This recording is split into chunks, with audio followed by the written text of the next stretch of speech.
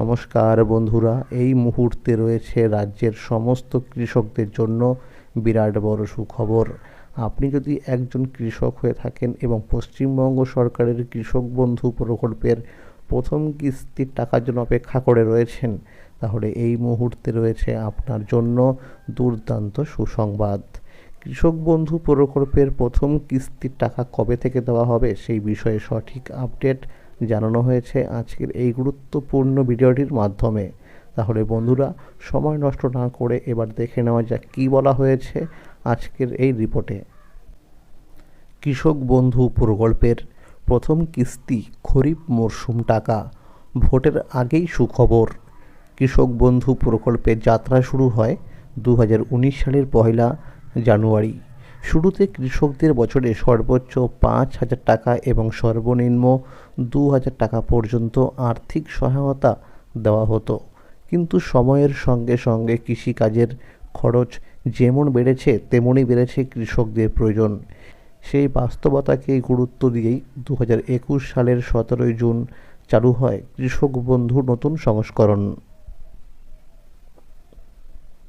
এই নতুন ব্যবস্থায় কৃষকদের জমির পরিমাণ অনুযায়ী আর্থিক সহায়তা দেওয়া হয়।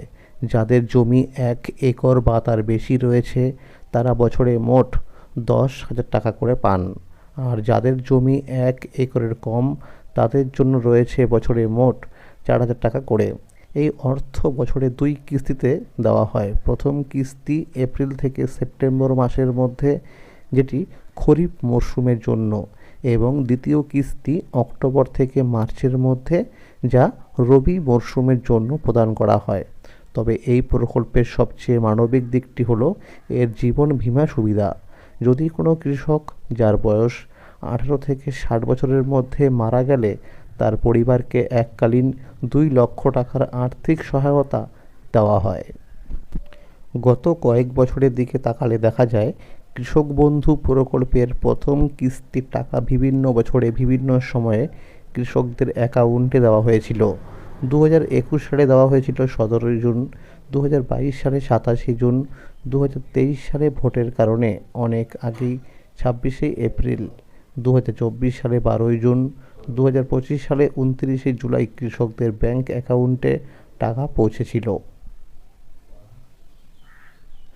চলতি 2026 সালে পশ্চিমবঙ্গে বিধানসভা নির্বাচন রয়েছে। গত 15 মার্চ নির্বাচনের দিনক্ষণ ঘোষণা হয়েছে। এপ্রিল মাসের 23 ও 29 তারিখে বিধানসভা নির্বাচন রয়েছে। সূত্র মারফত জানা গেছে, বিধানসভা নির্বাচনের আগেই কৃষক বন্ধু প্রকল্পের প্রথম কিস্তি অর্থাৎ খরিফ মরশুম টাকা দেওয়া হতে পারে। বেশ কিছু সমীক্ষা ও প্রশাসনিক সূত্র অনুযায়ী এপ্রিল মাসের মধ্যেই খরিফ মরশুমে টাকা দেওয়া শুরু হওয়ার সম্ভাবনা প্রবল। সূত্র মারফত জানা যাচ্ছে, ইতিমধ্যেই ব্লক অফিসে এই প্রকল্পের টাকা দেওয়ার অফিসিয়ালি কাজ শুরু হয়েছে। ইতিমধ্যেই কৃষকদের স্ট্যাটাসের ঘরে অর্থাৎ ট্রানজ্যাকশন স্ট্যাটাসের ঘরে ফাঁকা হয়ে গেছে। এটি হলো টাকা দেওয়ার প্রথম ধাপ। খুব শীঘ্রই স্ট্যাটাসে দেখা যাবে এডিএ আপলোডেড। পুরনো কৃষকদের ক্ষেত্রে ডিডিএ অ্যাপ্রুভ না হয়ে সরাসরি চলে আসতে পারে অ্যাকাউন্ট ভ্যালিড। নতুন কৃষকদের ক্ষেত্রে ডিডিএ অ্যাপ্রুভ হওয়ার পর তারপরে আসবে অ্যাকাউন্ট ভ্যালিড। এই কারণে নতুন কৃষকরা পরে টাকা পাবে আর পুরনো কৃষকরা আগে টাকা পাবে। বিভিন্ন রিপোর্ট অনুযায়ী খবর পাওয়া যাচ্ছে এপ্রিল মাসের 10 তারিখের মধ্যে টাকা দেওয়ার সম্ভাবনা আছে। ইতিমধ্যে অনেক কৃষকের স্ট্যাটাসের ঘরে চলে এসেছে এডিএ আপলোডেড। সমীক্ষা অনুযায়ী জানা গেছে যে সমস্ত জেলায় আগে টাকা দেওয়া হতে পারে সেগুলোর মধ্যে রয়েছে নদিয়া, মালদা, কোচবিহার, হাওড়া, পূর্ব ও পশ্চিম মেদিনীপুর, বাঁকুড়া, বীরভূম, পুরুলিয়া, উত্তর ও দক্ষিণ দিনাজপুর, উত্তর ও দক্ষিণ 24 পরগনা, হুগলি, পূর্ব ও পশ্চিম বর্ধমান সহ আরও বেশ কয়েকটি জেলা। আর যে সমস্ত কৃষকরা নতুন করে জমি কিনেছেন এবং কৃষি অফিসে গিয়ে জমির পরিমাণ বৃদ্ধি করার জন্য ফর্ম জমা দিয়েছিলেন, এই মুহূর্তে যদি স্ট্যাটাসের ঘরে নতুন জমির পরিমাণ আপডেট হয়ে থাকে তাহলে এই কৃষকরা অতিরিক্ত জমির জন্য বরাদ্দ টাকাও পাবেন। আর যে সমস্ত কৃষকদের স্ট্যাটাসের ঘরে আধার নম্বর দেখাচ্ছে না তাদের কৃষি অফিসে গিয়ে আধার লিঙ্কের কাজ করতে হবে। কৃষি অফিস থেকে জানানো হয়েছে, প্রতিটি উপভোক্তাদের ব্যাংক অ্যাকাউন্টের সঙ্গে যেন কেওয়াইসি আপডেট করা থাকে। বিগত রবি মরশুম টাকা দেওয়ার সময় দেখা গেছে এই কারণে অনেক কৃষকরা টাকা পায়নি। তাহলে বন্ধুরা, আজকের এই ছিল কৃষক বন্ধু প্রকল্পের আপডেট।